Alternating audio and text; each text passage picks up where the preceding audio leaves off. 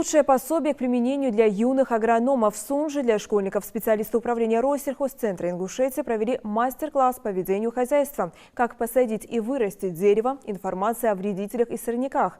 Такие мероприятия необходимы, чтобы повысить у детей интерес к цветоводству и овощеводству. Потенциал каждого ребенка в материале Амины Боковой. Место прививки открыто остается, и земля засыпается до корневой шейки. Юные агрономы, участники одноименного движения второй школы Сунжи, внимательно слушают наставника. Сегодня у ребят первое практическое занятие по посадке деревьев. Хава Султыгова хоть и не новичок в этом деле, но все равно волнуется. Перед тем, как опустить в землю саженцы, нужно подготовить почву и деревья к посадке. Прежде чем посадить ветку, надо в ямке сделать бугорок, а потом по ямке распределить эти корни на 16 сантиметров. Шейку оставляем снаружи, и место для прививки тоже. Мастер-класс для ребят проводят специалисты Россельхозцентра. Это они инициаторы открытия кружка юных агрономов на базе школы. Наставники вместе с ребятами уже успели посадить овощи, цветы, но плодовые деревья сажают впервые. Черешня, яблоки и груша. Всего 5 деревьев. Но для первого мастер-класса больше и не нужно, считают специалисты Россельхозцентра. Ведь посадить дерево – это целая наука. Ямки для саженцев должны быть узкими и глубокими. А сами саженцы нужно посадить не низко и не высоко. Примять растение землей нужно так, чтобы в лунке не осталось воздуха. Иначе корни засохнут и дерево погибнет. От теории к практике ребята приступают к посадке деревьев. Общее дело, считают в Россельхозцентре, объединяет детей и взрослых, дарит им новые впечатления, опыт, а младшему поколению прививает и любовь к труду.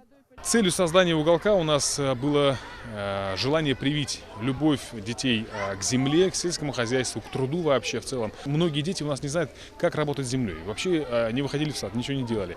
И вот чтобы вот у детей было какое-то вот знание хотя бы, минимальные познания в сельском хозяйстве, вообще в садоводстве, о том, чтобы у них привить любовь к труду и понимать, вот что и как все это произрастает. Плюс ко всему мы хотим вот своим уголком, вот, работая с ними, мы хотим как бы найти для себя вот последователей, скажем так, вот тех, кто завтра придет нам на смену нынешним специалистам Россельхозцентра. То есть тот, кто пойдет поступать в агротехнические, агрономические какие-то вузы именно осознанно и с желанием.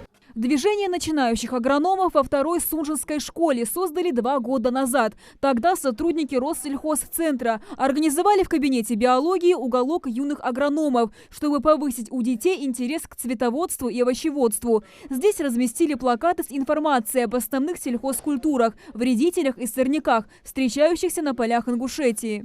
Также ребятам предоставили пророщенные семена подсолнечника, яровых и озимых. Тут и специальная литература по селекции и семеноводству. В зимнее время высаживали с ними зеленый конвейер, там высевали лук, укроп, петрушку. И как бы их поделили на несколько команд. И кто как ухаживал, как вырастил. Мы сделали потом результат, оценили, какая группа лучше работала, дали им призы. А теперь, значит, встречались мы, считай, что каждый месяц раз. В Россельхозцентре считают, уголок и движение «Юные агрономы» поможет раскрыть потенциал детей и их индивидуальные способности. Впереди ребят ждет еще множество интересных и увлекательных акций. Амина Бокова, Майрбек Миржоев, Новости 24.